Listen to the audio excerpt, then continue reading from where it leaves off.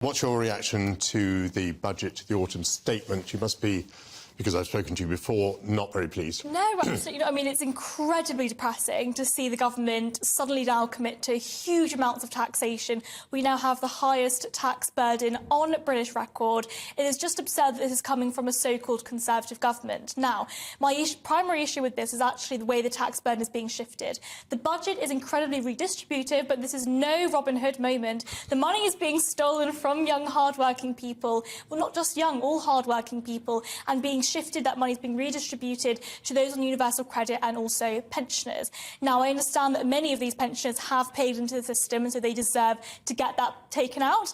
But unfortunately, what this has resulted in is that the triple lock means that they're getting much more than they would otherwise be getting if it wasn't for this incredible high inflation. So it's generationally unfair. I've been thinking a bit about marginal tax rates this morning.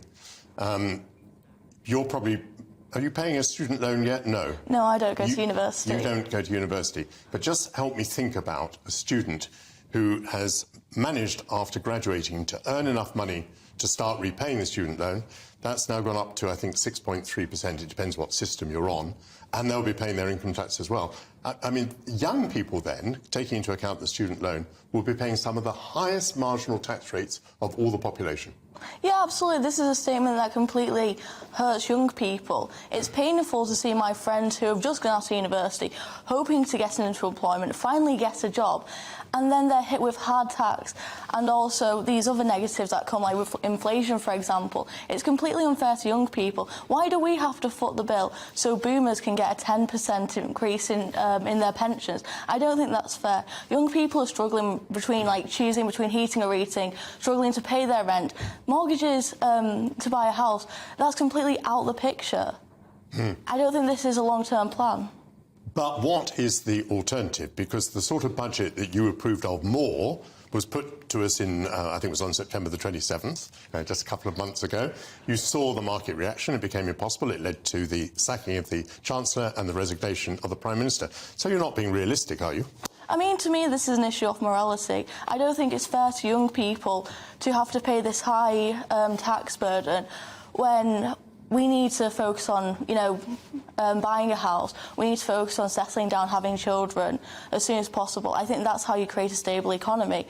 And to be hit with this massive tax burden, to be hit with inflation, to be hit with an increase in student loans, I don't think that's fair. I think taxation is extremely... Well, it's theft, isn't it, realistically? And this Conservative government has proven that they don't care about young people. I think the Conservative Party should die, quite frankly, because, well, they're not Conservative, they're not for the free market. What do they actually stand for? I think this is the first Conservative government to not have a vision in a long time. I think Thatcher would be so disappointed.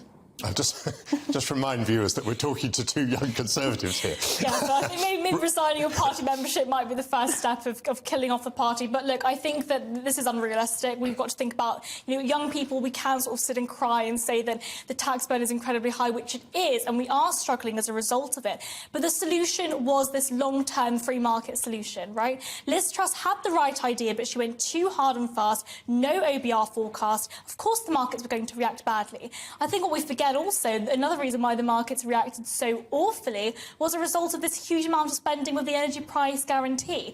It's essentially a socialist energy policy, right? It's a blanket approach. We're looking at energy across the board, and every single unit of energy use is being subsidised in the exact same way, no matter where you come from, no matter how much money you actually have yourself. So I think that actually the solution is to look at pensions, look at the energy price guarantee, look at where we're spending our money and means test it. Only those that need it are able to actually get that subsidy from the taxpayer.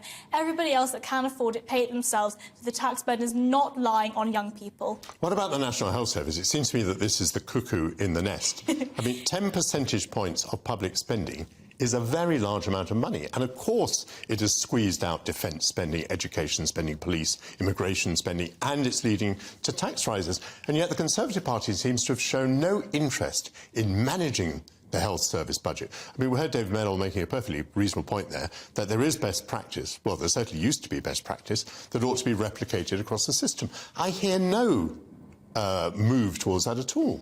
I think the NHS is this sort of sacred cow that any time anybody tries to reform it, you'll know this very well with Thatcher, she didn't dare touch the NHS. Correct. And so I think that it's incredibly politically impossible to actually reform the NHS in any way. In my view, the NHS needs serious reform, and I mean institutional reform, free market reforms. Let people choose what kind of healthcare system that they would like, rather than it being completely...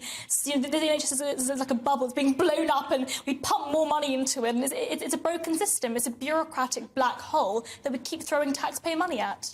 Jess, if you are in despair, and you've told us very clearly that you are you off to a different party? Is there a different party? Could there be a different party in the future? Well, I'm not very hopeful about other parties. Honestly, I'd like to see more from Reform and Reclaim, but I've not really seen that which will make me vote for them. I don't think I'll vote Conservative if I do it, because I really like my MP, Chris Green. I think he's a really cool guy. But generally, this is the issue, and I think this is why we need PR. Because we've been stuck between these two parties which basically stand for the same thing, and it's basically socialism, let's be honest. And I think to young people, Thatcher won the youth vote, didn't she?